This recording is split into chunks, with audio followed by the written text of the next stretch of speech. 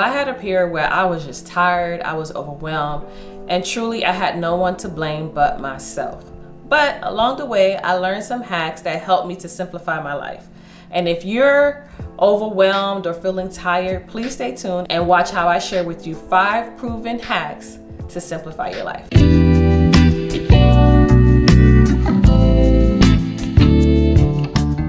Hi, I'm Fee. Welcome back to my channel where we're a community of women letting go of self-limiting beliefs and embracing life with confidence and grace. Number one thing that I'm going to tell you to do is write it down. This is my favorite thing to do. Not only because I'm forgetful, but it works. It helps to declutter your mind. At least for me it is. Like, I know you all can relate when you're going to bed. That is the time your brain is going like 1,000 miles an hour. You have these ideas, the things that you forgot to do, the things that you need to do, and you feel like you just can't even rest. So I like to write things down, or I type it in my phone. I have like a to-do list on my phone and I put it on there. I just write it all out just so I can get it out my head. Writing it all out helps to clear the mental clutter that I have in my head, and it actually helps me to sleep better for the next day. I sleep better when I kind of have a plan for the next day. Number 2, practice prioritization. And it kind of ties in with the first one of making a list or making a checklist or decluttering your mind. Once you have your checklist, you have the things that you need to do. The most important thing you need to do with that list is to prioritize. Sometimes we have things on that list that doesn't even need to be there. You want to first pick the tasks that are most achievable for that day. I mean, 1, it boosts your confidence, and 2, I think you're being realistic with yourself. Oftentimes we just have too many things on the list that we know we cannot do that day. Which things has to be done? Like, they need to be done now, ASAP. And then there's things that you can probably delegate to someone else. You don't have to do everything. And then you have those things that I can reschedule that. That's not very important. That can be done a week from now, a month from now. That's not the important thing on the list, but it's a good reminder that I need to get to it, but I don't need to do it right now. And then there's those things that we need to get rid of altogether. Like, why is it even on my list? Prioritizing allows you to manage your time better. And when you're able to manage your time more effectively, it gives you so much freedom and you're a lot more stress-free. Life hack number 3.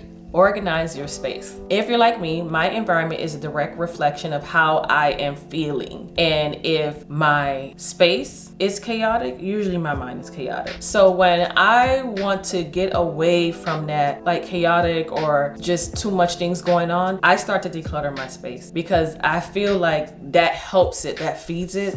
So I try to declutter my space to help declutter my mind. This is the thing. You have to be realistic with yourself too. You want to start small. So I might fold the clothes that I haven't folded after doing some laundry. I might clear my dresser that's been a hot mess where I've been throwing everything on there. But depending on what's been going on, I might not try to do everything all in one day. Now, there are days that I am full of energy and I will tackle everything. And I suggest you do the same. When you have the energy, just do it. Number 4.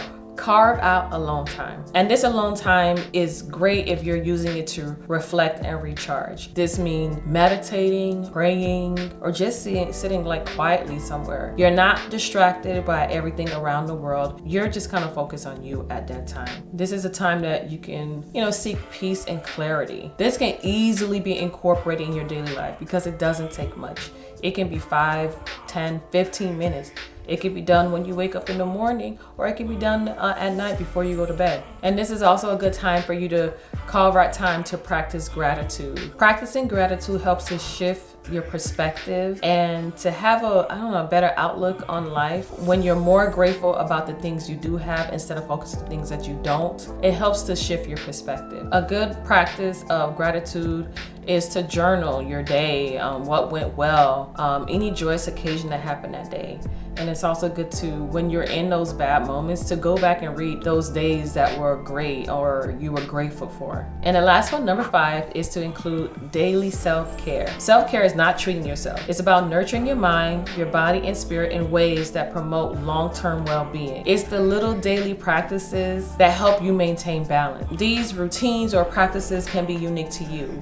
I think sometimes with the promotion of self-care lately, you hear a lot about it. It can be be misinterpreted into buying stuff all the time. Sure, you need some things to, to get started, but it's not about having the latest item. It's about what feeds you and what makes sense to you. What is it that is refueling you, that makes you feel good? And it doesn't have to be that for everyone. Whether it's a short walk, indulging in your favorite hobby, or even spending alone time, self-care activities can make a significant difference, especially if you're doing it daily. It should be consistent. Now, there are some self-care rituals or practices that are not daily, and those are the times that you would schedule throughout your the weeks or your days. But make sure to practice some form of self-care activity daily. These life hacks have helped me to simplify my life, and simple works for me. I don't like having too much or have to think about too much. So the more you can simplify, the better you will be. Start small and choose one hack that you can implement today. Share any life hacks that you have used or will use in the comments below. Thank you for watching. Bye now.